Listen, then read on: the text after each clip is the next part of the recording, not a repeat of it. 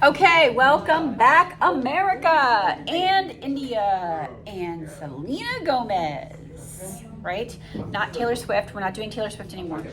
Even though Taylor Swift is my entire feed right now is Taylor Swift at football games, right? Okay, so solving for X, I know, it's like ridiculous. It's even on Sports Center. Like, come on, people. Eyes up here. Eyes up here. This problem has two variables. It's got an X and it's got a Y. Eyes up here. Eyes up here. It's got an X and a Y. We can't write an equation with an X and a Y when we have two variables and be able to solve for one of them. But what we can do is, we know this is a straight line.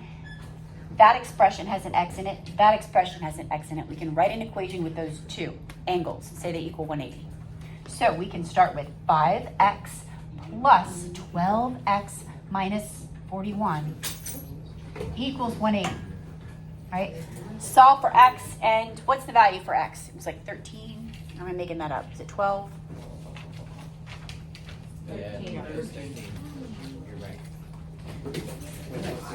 All right, so you solve and you get x is 13, okay? Now, I'm not going to go all through that. I don't want my video to be super long. X is 13. That's just algebra. Once you have the value for x, you can then find the value for y. Once I have that, and there are options here, I can just plug in right there, find the measure of this angle right here, 13 times 5. So that angle is going to be what, 65? Okay, you have 115. 115, and that one's 65. It doesn't really matter how you do it. I like both of those ways.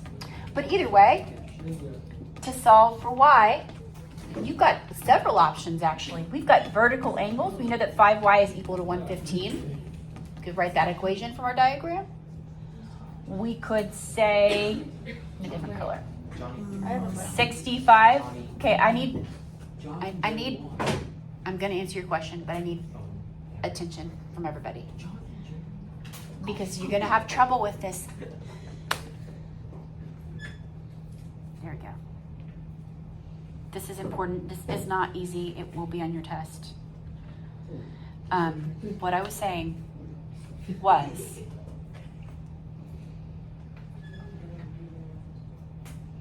once you get x, you can plug it in. You've got options. This is a straight line. This is a straight line. You could look at these two. You could look at these two. But now that we have 65 here, 65 plus 5y, 65 plus 5y equals 180. Solve for x. Or you want to do 5y equals 115. Those are vertical angles. Vertical angles are congruent. You could do it that way as well. Yes? Would you be able to do 115 divided? Well, you're actually, what you're asking is you're just asking how to solve the equation. You're not writing the equation from the diagram. Because in your head, you did this, and then you divided by 5, and then you did 115 divided by 5. I'm trying to get you to be able to write the equation from the diagram and then solve it. Because this is pretty, and some of the stuff we can kind of figure out how to do in our heads, but some of the more complicated ones that you're going to get in the future, you won't be able to do that. So, that's it. No, I lied. Go to the next one.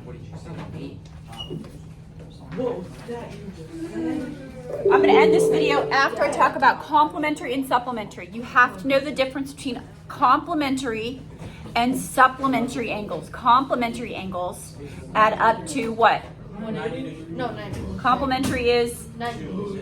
They add up to 90. Supplementary is 180. 180. That's the difference. So you just have to know 4x plus these two angles together add up to 90. These two angles together add up to 180. That's it. All right, I'm going to give you time to do this.